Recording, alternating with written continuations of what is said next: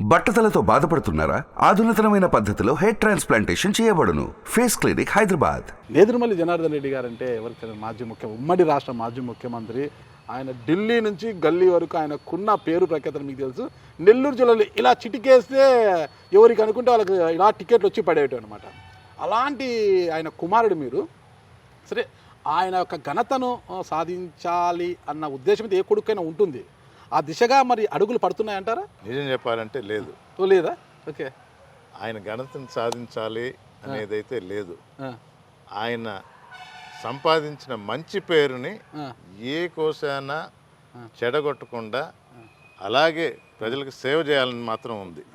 మధ్యలో గ్యాప్ వచ్చిన మాట వాస్తవం, కానీ ఆయన అక్కడే ఉండాలనే కోరుకుంటా ఒక కొడుకుగా ఆయన చేసిన సేవలు కొనసాగించాలని కోరుకుంటున్నాను. నిజమా విజయ్ గారు? మీరు రోజు చూస్తుంటారు కదా ఇక్కడే మీరు. అంటే నాగరాజు గారు వాస్తవంగా రామ్ కుమార్ రెడ్డి గారు చెప్పినట్టుగానే నేదురుమల్లి జనార్దన్ రెడ్డి గారు ఎంత హవా ఇక్కడ పెద్దగా ఆయన చేయకపోయినా కానీ ఆయన చెప్తున్నది ప్రస్తుతం నడుస్తున్నది కూడా ఆయనకి ఎక్కడా కూడా చెడ్డ పేరు తీసుకురాకూడదు అనేటువంటి ప్రయత్నాన్ని ఆయన చేస్తున్నారని భావించాను. ఎస్, ఆయన చెప్పిన దాంట్లో ఖచ్చితంగా వాస్తవం ఉందని అనుకోవాలి. ఓకే. మరొక విశేషం అంటే మీ నాన్నగారు అనుకుంటే ఇట్లా ఎవరికి అనుకుంటే వాళ్ళకి ఇలా టికెట్లు వచ్చి పడేయడం అనమాట.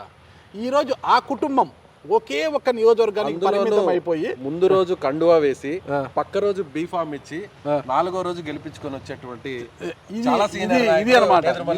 ఇంత గొప్ప ఘనమైన చరిత్ర ఉంది ఆ కుటుంబానికి. మరి ఆ కుటుంబ వారసుడు మీరు. మరి ఈరోజు ఒకే ఒక నియోజకవర్గానికి పరిమితం అయిపోయి మీ నియోజకవర్గంలో మీకే టికెట్ వస్తుందా రాదా అని ఒక మీనమేషాల మధ్య ఒక ఆందోళన మధ్య టికెట్ వచ్చింది ఈరోజు మీకు అనుకోవచ్చా? ఆ ఆందోళన ఉండింది జనాలకి. ఓకే. ఓకే. నాకు ఏ కోశానా లేదు. 18లో పార్టీ చేరినప్పుడు జగన్మోహన్ రెడ్డి గారు ఆ రోజే మాట్లాడుకున్నప్పుడు ఈసారి పార్టీ కోసం పనిచేయండి, 24లో తప్పకుండా పోటీ చేయండి అన్నారు. ఆయన మాట ఇస్తే తప్పరని నాకు తెలుసు. ఆ రోజు నుంచి నా సీట్ గ్యారంటీడ్ అనే నమ్మకంతోనే ఉన్నాను. మధ్యలో ఇప్పుడే మీరు చెప్తా ఉన్నారు కొన్ని ఈ పదవులు ఆ పదవులు అని, అవన్నీ వస్తూ ఉన్నాయి. చివరి వరకు ఆ చెరి పైన పెట్టేసి అదే అందించారు జగన్మోహన్ రెడ్డి. అంటే ఆ పదవులు మీరు ఎక్కడ ఆ పదవుల కోసం ప్రయత్నం చేయలేదంటారా? అవే మీ దగ్గరకు వచ్చాయంటారా?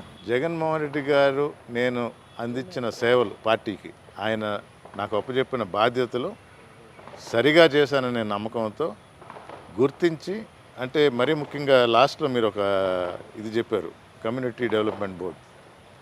అది అసలు ఎగ్జిస్టెన్స్లో లేదు. కొత్తగా సృష్టించి దానికి చైర్మన్గా చేసి 2 నెలల ముందరే క్యాబినెట్ ర్యాంక్ కూడా దానికి ఇచ్చారు.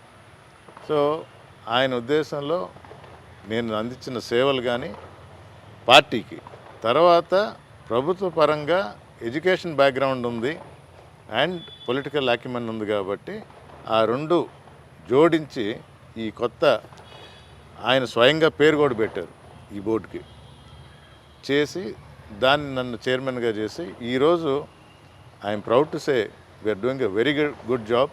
ఇప్పుడు మీ పార్టీ అధ్యక్షుడు ప్రస్తుత రాష్ట్ర ముఖ్యమంత్రి వైఎస్ జగన్మోహన్ రెడ్డి గారు ఒక ముఖ్యమంత్రి కుమారుడే. ఆయన కూడా మీరు ఒక ముఖ్యమంత్రి కుమారుడే.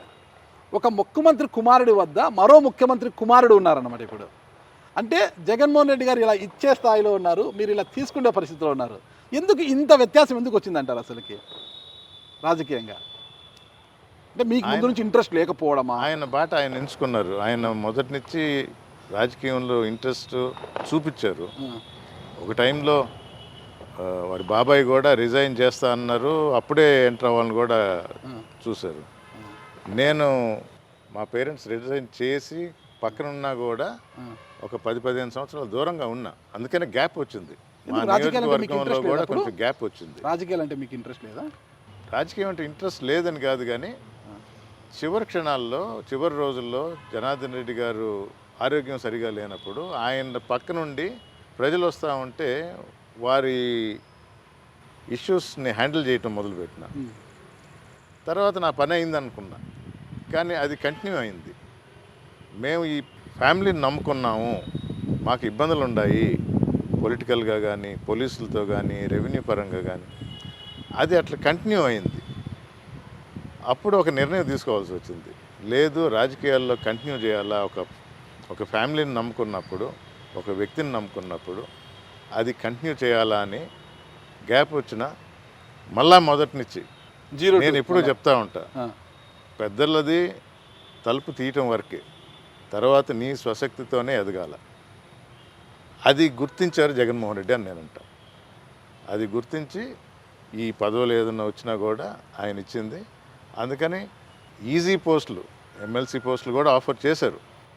కానీ ప్రజల మధ్యలోంచి వచ్చిన వాళ్ళం కాబట్టి ఆ ప్రజల కోసమే మళ్ళా తిరిగి రాజకీయాలకు వచ్చిన వాళ్ళం. దొడ్డిదారిని కాకుండా ప్రజల మధ్యలో పెరిగాము, ప్రజలతోనే ఉన్నాము, ప్రజలతో మమేకం అయి ఉన్నాము. తిరిగి వచ్చింది ఆ ప్రజల కోసం.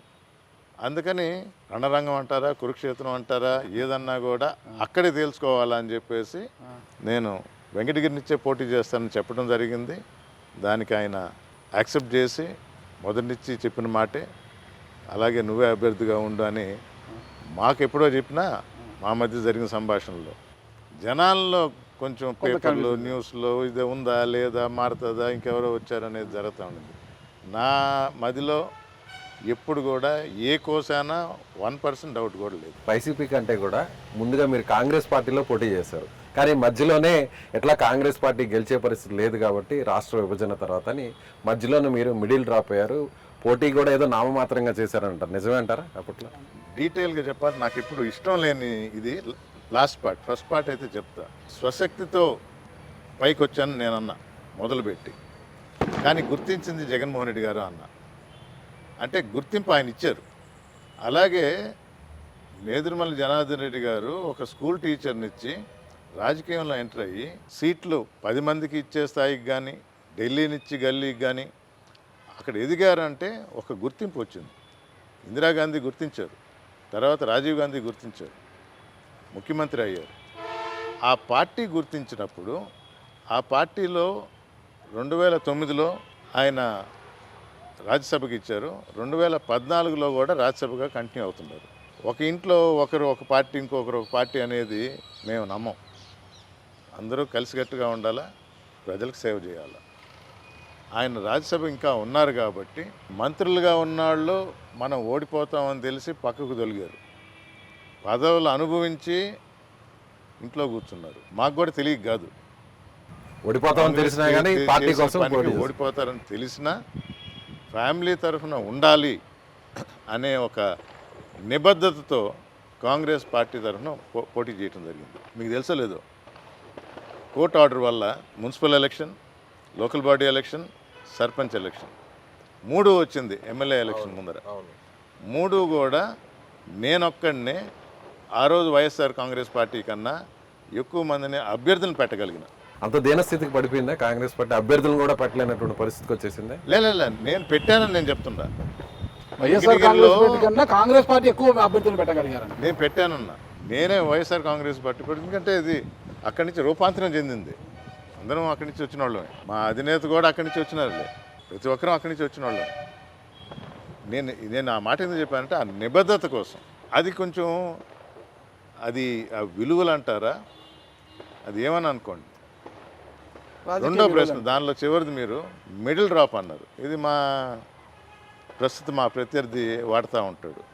సుమన్ టీవీలో మీ పర్సనల్ అండ్ బిజినెస్ ప్రమోషన్స్ కోసం కింది నెంబర్కి కాంటాక్ట్ చేయండి.